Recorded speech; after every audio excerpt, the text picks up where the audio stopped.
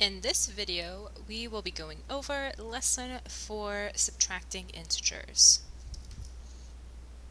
Okay, first thing we're going to talk about is how to rewrite subtraction problems as addition problems. This process is simple once you know how to do it. The only thing we are going to do is add a plus sign directly after the first number and before the first sign. Okay, so it's super important that you keep everything the same, and your plus sign is going to go right here, which is after the first number and before the first sign. So I'm going to keep my 9 and my minus 6. My plus sign is going to go right here, and I'm going to add my parentheses, and I am finished. That is all that we do. Let's try it with the second one here. I'm going to add my plus sign directly after this first number, but before my minus sign. Keep everything the same. I have a 14, I have a minus 25. I'm going to add my plus sign right here. Try it one more time here. Now we have decimals, but it doesn't make a difference because it's going to be the same exact process. I'm going to add my plus sign directly after my first number, but before my minus sign. Keeping everything the same, I have a negative 2.45. I'm going to have a minus 4.8. My plus sign is going to go right in between them, and don't forget to add your parentheses. That is how we rewrite any subtraction problem as an addition problem. Another way to change subtraction problems to an addition problem is using this rule that is called keep, change, change. Okay, anytime you are asked to solve a subtraction problem or solve this problem and you are given subtraction like we have here, so the minus signs in our problems, you need to first change them to an addition problem. And the reason why we need to do that is because once we change these into an addition problem, we can use our rules for how to solve problems with integers. So think back to if we have the same sign, we add our numbers, keep the sign. If we have opposite signs, we would subtract, keep the sign of the bigger. Those rules only work with addition. So what I mean by keep, change, change is that we are going to keep our first number. We are going to change the subtraction sign. And then we need to write the opposite of the number we have of last here. So when I'm keeping my first number, my negative 10 is going to stay the same. I am changing this minus sign to a plus sign. And then the opposite of this positive 6 here is going to be a negative 6. Once I have completed my keep, change, opposite, this looks like a problem that I know how to solve. If I look at it, I have two negatives, so all I need to do is add my numbers and keep my minus sign. 10 plus 6 gives me 16, and keep my negative because both of my numbers are negative. Let's try our keep, change, change again. So I'm going to keep, change, and then I'm going to do the opposite. Okay, so KCO, keep, change, opposite. I am keeping my 8. My first number will always stay the same. That subtraction sign I'm going to change to a plus sign, and the opposite of a negative 24 is going to be a positive 24. Once I have done that, this looks like a problem that I've been solving for a while now, right? It's just 8 plus 24. 8 plus 24 is going to give me 32. So notice how this looks much easier to solve than this one, right? That one on top has those double negatives, but when we use our keep, change, opposite, I just get 8 plus 24. Let's do some more practice, okay? This first example that I have here, I see students make mistakes on this one all the time because you see a subtraction sign and you see 4 and 9 and you think 5. 5 is not the correct answer here because you have to remember that with subtraction, your order matters. Okay, which number comes first is very important. We are going to use our keep, change, opposite rule for every single problem we see that has a subtraction sign in the middle. Okay, so here I'm going to do my keep, change, and opposite.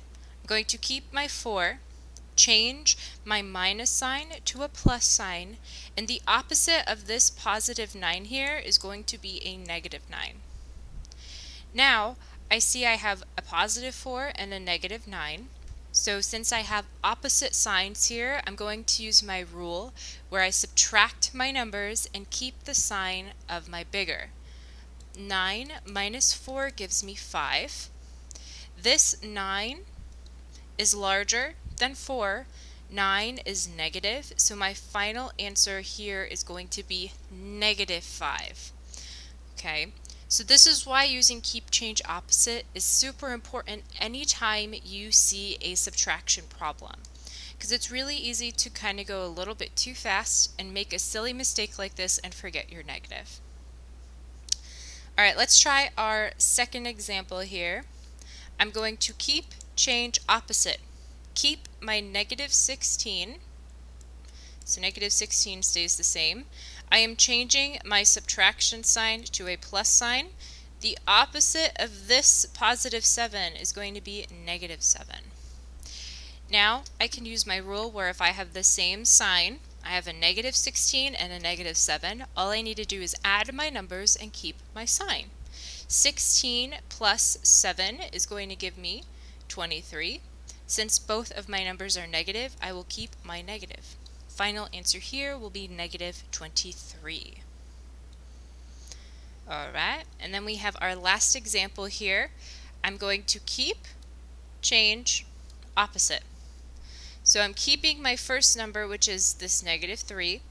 I am changing my subtraction sign to a plus sign, and the opposite of this negative 10 is going to be a positive 10.